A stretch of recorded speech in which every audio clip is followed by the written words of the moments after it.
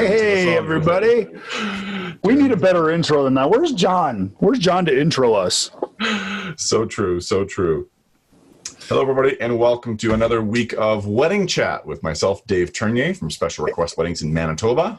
And Jeremy Brech and DJ Jer in Sioux Falls, South Dakota. Sioux Falls. Are you getting snow down there today, by the way, Jeremy? It is like, it's supposed to be like 68 degrees Fahrenheit today for us. Oh, really? Yeah. That's like 100 Canadian. We had lost all, I would say 90% of our snow was gone as of yesterday. And this morning we woke up to like 3 to 5 inches on the ground with a good dose of ice underneath it. No, that's so depressing. Yeah. The only fun thing about it is maybe I'll get the fat bike out for one more ride.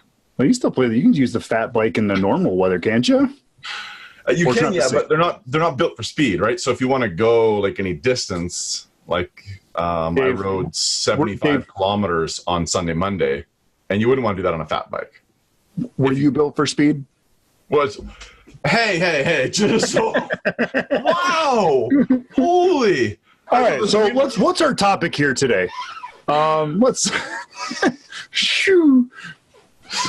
No, that was a serious question. Were you a fast person when you were in your prime? Truth be told, no. Didn't do sports, didn't do anything, was not built for speed. That's why I needed a bike. You were made for strength. And that's exactly what a fat bike does. Is that right? Yeah. And endurance. I do very well with endurance as well. Yeah. See, there you go. There we go.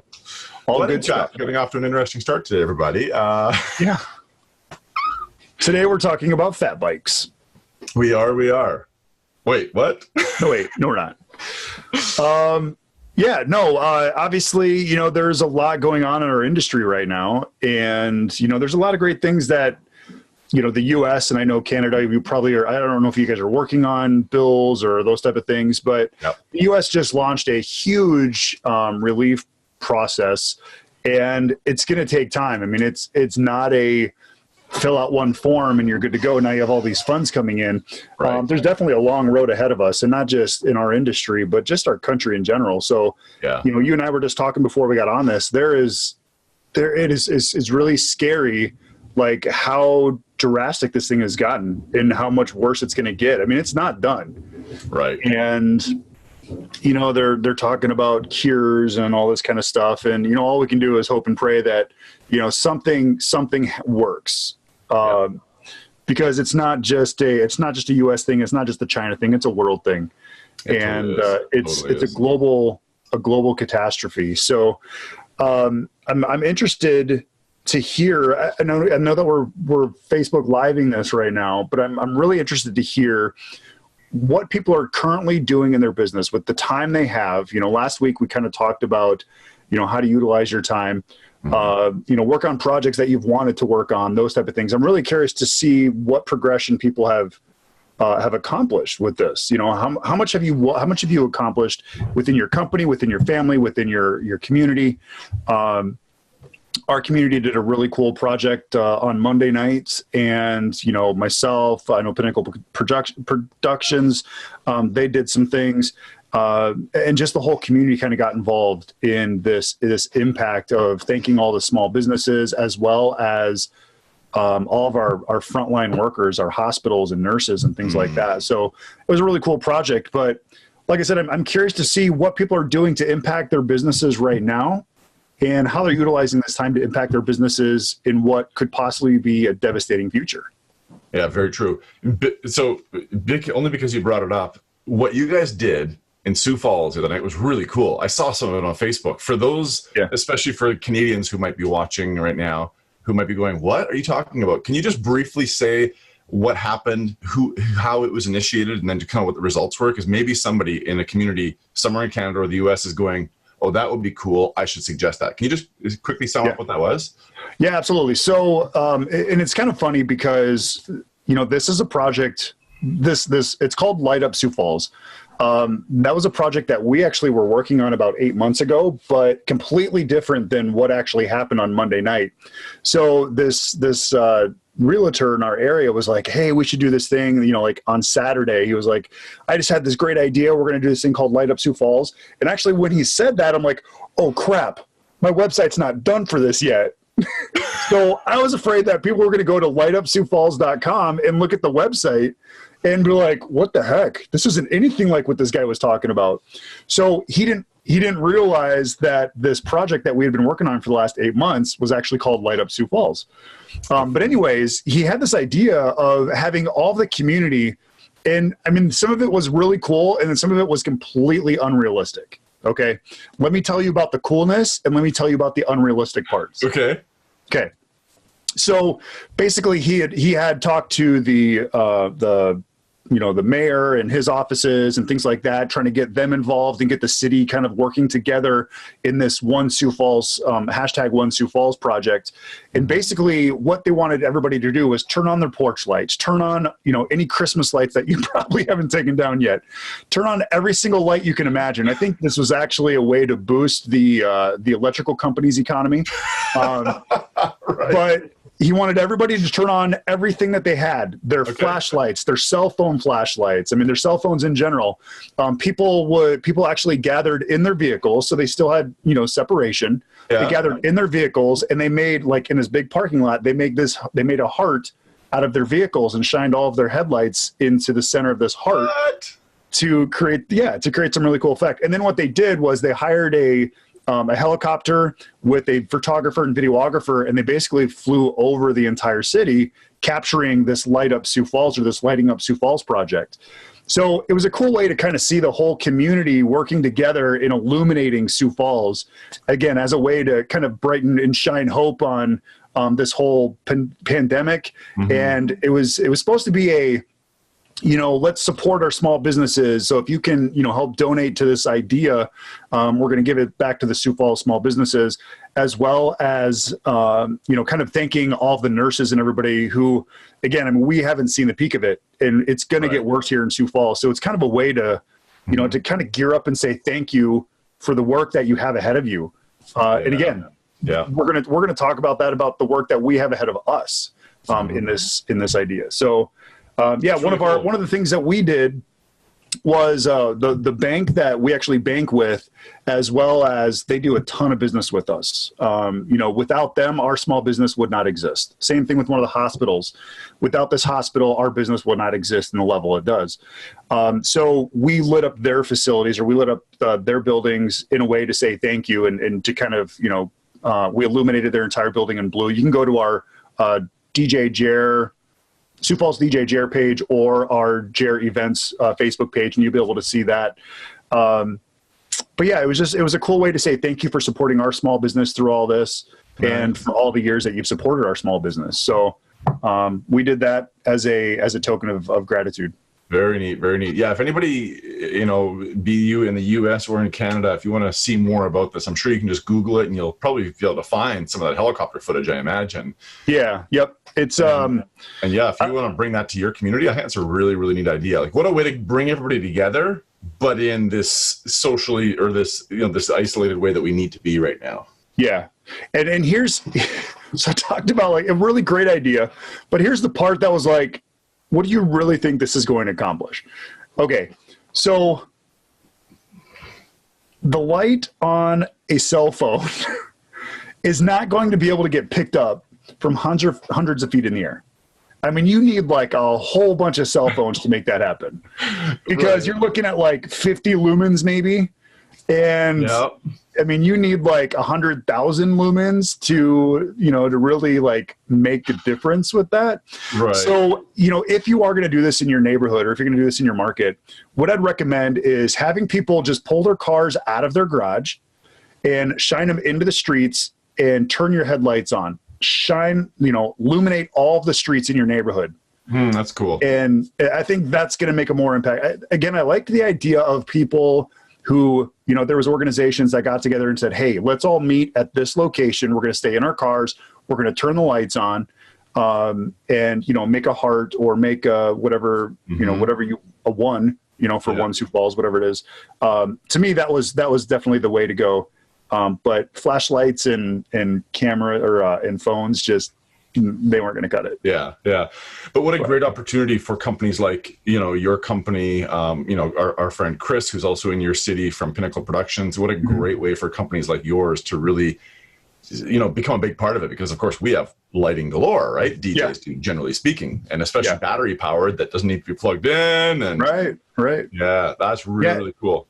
And it was funny. I was on a call last night with some friends, and they're like, "Hey, I saw you did this lighting thing in Sioux Falls and all that." And I'm like, "Yeah, basically we gave everybody one uplight in the whole entire state, and we lit up the entire state with our." Because we are a small state. Don't get me wrong, or a small population. That's funny. But that's awesome. It was a fun project. Well, and what's great about that? I mean, to dovetail into what we wanted to chat about quickly today, and working now for the future, I mean, stuff like that will have you remembered in the future as well, right? I mean, it's certain names are going to rise above the craziness, I guess, of what's going on, and others, regrettably, are probably going to fade. And I don't say that just to be negative, but look, this is going to be really tough on a lot of people. So I'm glad to hear this as an opportunity to shine above. No pun intended. But so working now for the future. I mean, it's not a topic anybody really wants to address too much. I think a lot of people are just kind of holding. I know I even have a May and a June client who are still holding right now. But how realistic do you think that is, Jer? We're starting to get phone calls for June. We have some corporate events that are going on in June that, they've reached out and, asking what my recommendations are. And, it really is tough because it's ever changing, in the matter of, it was March 13th. We were thinking, okay, well, this is all going to pass. It's just like a common cold thing, wait it out. And next thing you know, we're looking at 6 figures of possible fatalities through this project. Or through this pandemic, and it just escalates so alone. Exactly. Yeah. So I think it is one of those things where the biggest thing is provide communication and peace of mind for your clients. I think we talked about this last week, maybe we did, but that in itself is going to save your business if you aren't communicating with your couples or your clients. Really, you are putting yourself in a really tough position, because when you have to have a really important conversation of, I need to move my date, or can I cancel, or can I postpone? If you haven't communicated with them and you don't tell them kind of where you stand with some of these really important decisions that they have to make, it's really going to be a tough battle trying to explain to them why it's more important to postpone than it is to cancel. Yeah. So very true. I know. Take care of those things now.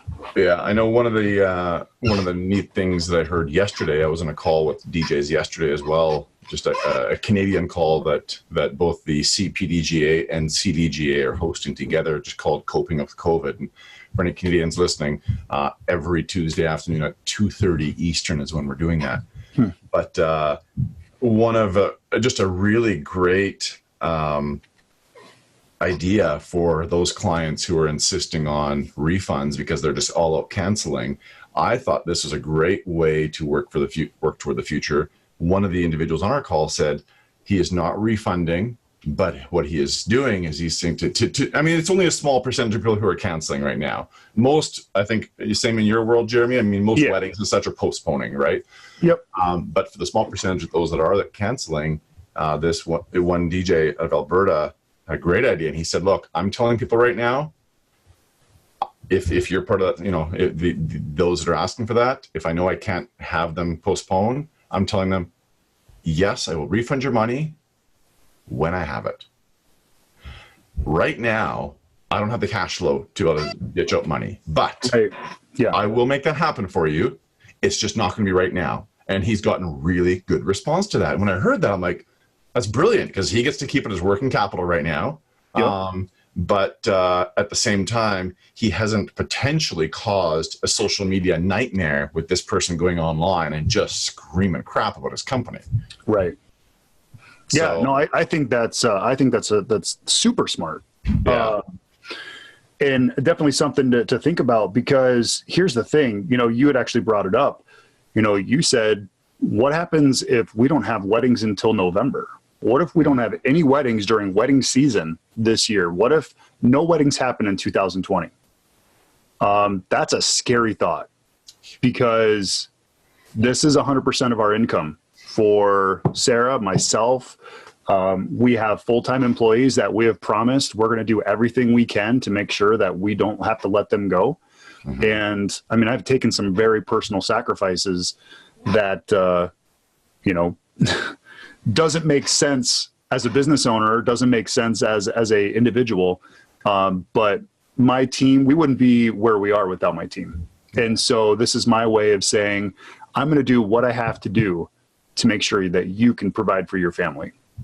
So I mean, we have we have savings that we've saved up, and we have, if we have to, we can dig into retirement and those type of things. But obviously we don't want to do that.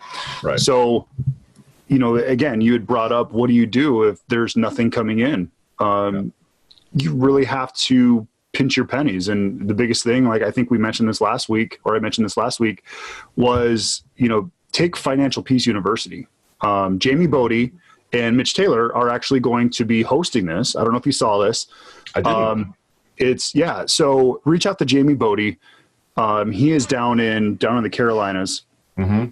And his whole structure of his business is based on Dave Ramsey. And if you're not familiar with Dave Ramsey teaches you to control your money, to, spend correctly, to get rid of your debt, pay off your house, keep emergency funds.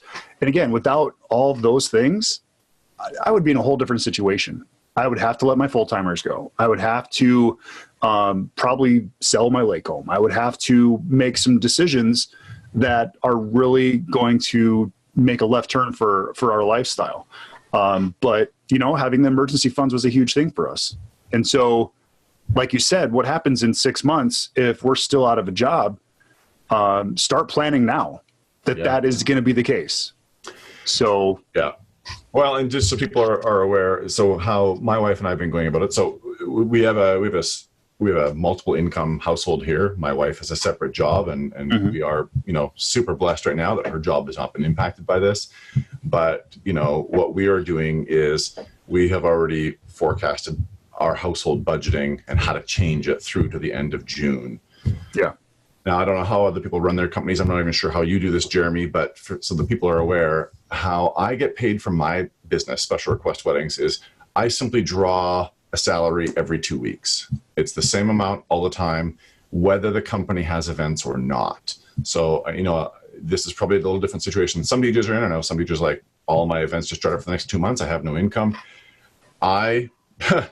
Financial Peace University and Profit First. Those are the two programs that got me to move to this system 3-4 years ago, so that I get consistent pay year round. Now, my events have dried up for the next 2 months. I'm in the same boat as many of my Canadian colleagues, and I think many of my American colleagues as well. Mm-hmm. So basically, I have chopped my income that I get back from the company down by like 60%. Although, if I have to start projecting through July and August, I'm going to have to trim that back even more because money's going to dry up. So that's what we're working on right now, is trimming all of our household expenses, putting a pause on any savings that we were putting away for. We allocate certain amounts every week that we funnel over to a savings account. Mm-hmm. Obviously now is not the time to be doing that because we're in crisis mode. So those are some of the things that I'm working toward. I've suspended a few of my subscriptions already. Look, any 10, 20, $50 a month I can free up, unless it's critical, I'm going to take it. Yeah.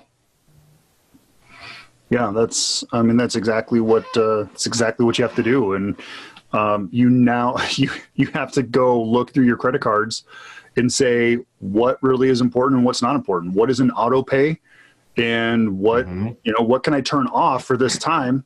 And if they need a payment, then just contact me and I'll get you a payment. But to automatically see your credit card, just seeing your credit card adding up and adding up and adding up and not really have a realization to this, I really feel like this entire situation is going to change the way people spend their money, how they save their money, yep, and how they make their money. I hope so. It's a great learning opportunity, and you have to learn from situations like this. You know, this was actually something we talked about like 3 or 4 weeks ago. There's a lot that's going to change. And if you, like you said, if you're out of work for a matter of 4 months, that's a huge impact. And, you know, restaurants are going to open up before we do, because people are going to be able to do 30 people at a time in a restaurant now. And I don't know what you guys are up in Canada, but we are 10 people or less. Yeah, it's different from province to province up here. So yeah. You know, again, I mean, this isn't going to be like, okay, we're good, floodgates open. This is going to be okay, we're at a point where now you can have 15 people, you can have 20 people, you can have, so this is not going to happen in May. This is not going to happen in June. So you're going to get phone calls from your June. We have been reaching out to all of our June clients and saying, we understand the situation. We're keeping an eye on it.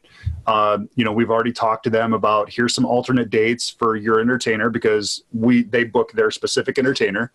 So we are starting communicating with them now and saying, we're not trying to get you worried. We just want to be on top of this. Make sure that you're communicating with your other professionals in case this situation does come up. So like I said, just communicate. You know, I heard that that phone calls and video calls have gone up by about 600% because of all this. Yeah.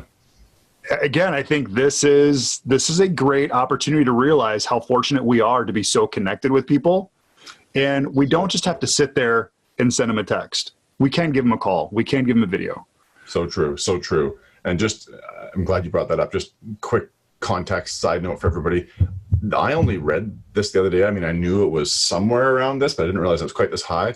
Did you know, Jeremy, 58% of the world does not have access to high-speed internet? Wow. So super thankful that you and I get to do this. Yeah. You know, 58% of the world's population doesn't have access to high-speed internet. That just blew my mind. I mean, it's something... Wow. I'll be honest, we take for granted here, right? That we get to be so connective even when we're having to physically distance. I mean, this really is something extraordinary. You know, if I would have known all this was going to happen, I would have bought stock in Zoom. Holy crap. I mean, Zoom has been a godsend. And I don't know if you guys have it up in your area, but Zoom has actually made it accessible for schools to use their services at no cost. I didn't know that. Cool. Yeah. So again, I mean, it shows that in a time of need, they're not afraid to give back to the people who really need them and their services the most. And again, that's something that you should be thinking about, is when there's a company in need and you have the ability and capability to help them out, be willing to do that, because you never know when you're going to need that back. Yeah, very, very true. Very true. So anything else related to working for the future? I mean, look, for me, you know, just managing money is the biggest thing right now, as it probably is going to be with a lot of people. But, you know, I know you and I have been talking about having some potential upcoming guests who are working on some neat projects to help us all better prepare for the future. Yeah. And I'm excited to have some of those conversations. But, you know, I'm really big, of course, on planning and preparation and all that type of thing. And there are so many educational opportunities popping up everywhere online right now. I just noticed that Marquee is going to be doing something now coming up here in a week and a half's time. Cool. DJ Idea Sharing is doing some live stuff as well. Is that right? Yeah, from what I heard, and someone had sent me the information, but apparently like every night or something like that, they're going to host a educational piece, or every night in April. I don't know exactly what's all entailed, but I think it's great. Take advantage of these things, because again, once you're up and running again and you're running crazy and you're like, oh, I just wish I had a break, take yourself back to these moments. Yeah, so true. So true. Well, and there's in theory, those who come through the other side of this, you know, with the sugar on their back still and ready to go, with the resources that are being put out there right now at a level that have never before existed, every one of those people has the potential to come out a hyper incredible version of themselves. You know, it's another Yep. Sorry, go ahead. Yeah, no, go ahead. I mean, I guess it's amazing how many opportunities for self-improvement are being made available for free right now. Mm-hmm. And I really, really, really hope people are able to push the stress out of your life for a minute and just focus on this and focus on that. Always focus on what you can do tomorrow, because then when, 6 months from now arrives, you're going to be in a better position than you were going into this, from a performance, from a business operations point of view, from a, you name it. Yeah. Yep. You're exactly right. This is the time. The fact that you have the time, this is the time to make a difference. Yeah, it absolutely is. It absolutely is. And I mean, I'm not sure about there in the States, but, I know up here in Canada for us, those who are, look, just a reminder to anybody watching from Canada, if you made $5,000 or more from your DJ business last year and that revenue has now disappeared and you can't work because of COVID-19, you can apply for this. The Canadian government has offered $2,000 a month for up to 4 months right now. Wow. And taking into account being able to defer car payments, being able to defer your mortgage payments, you put those two things into play. And, I think that's going to do for a lot of people. Now, there are some really high rent areas. I get it, where that $2,000 a month may not go as far. Right. But for the majority of our country, I'm looking at that as a godsend, and use that. I hesitate to call it financial freedom because I know it's not, but use that financial assistance to let some of your worries get taken care of by that and focus all on you. I'm really thankful that we've got that. Have you guys got something set up similar for individuals in the US? Yeah. I mean, we have stimulus on top of stimulus, it seems like. Yeah.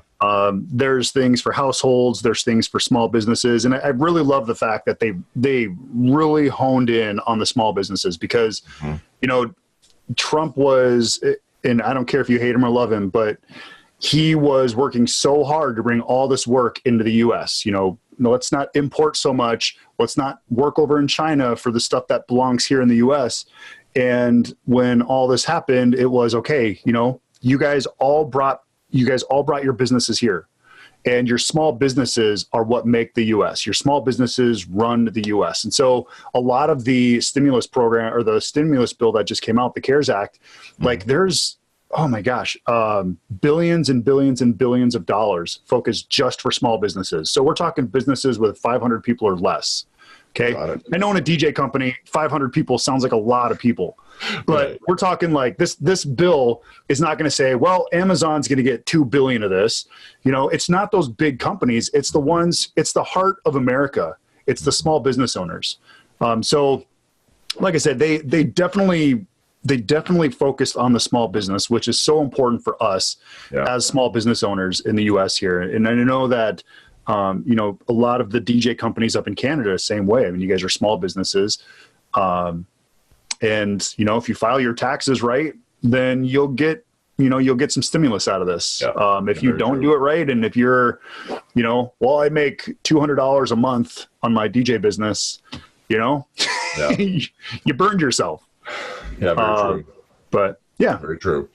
Hey, before we wrap up, I guess I just want to say one final thing, and that is, certainly everybody, look, take care of yourselves. If you have some suggested topics you'd like Jeremy and I to cover, we are going to be doing this weekly for the foreseeable future right now, while we're all with a little bit of extra time.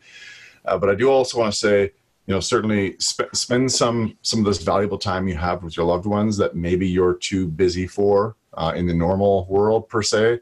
Yep. But along with that, and I realize this might sound like a conflict to what I just said, along with that, though, I want to just be aware when you're getting sucked down the Netflix rabbit hole. This is an opportunity for you to improve so much and make so much happen for yourself that I know there have been a couple times where I felt that I'm being lost and sucked down the Netflix rabbit hole or the Disney Plus rabbit hole or whatever it might be. I know we've all got a lot more free time right now, but there's some danger that comes with that as well, because I want you all to use that free time in a way that's going to have the best version of you come out at the end of all this. So I hope that makes sense. Yeah. We can talk Tiger King next show. I have two people have insisted Kat and I watch it. We haven't gone down that rabbit hole yet. Are you going to be telling me I should too? You know what? It's so weird. It's engaging. I don't know what to tell you. Look, folks, if it was good enough for Jeremy Brech, it's good enough for me. I will let you know next week what we thought. Thanks for watching today, guys. We'll see you next time. Take care, everybody. Bye-bye.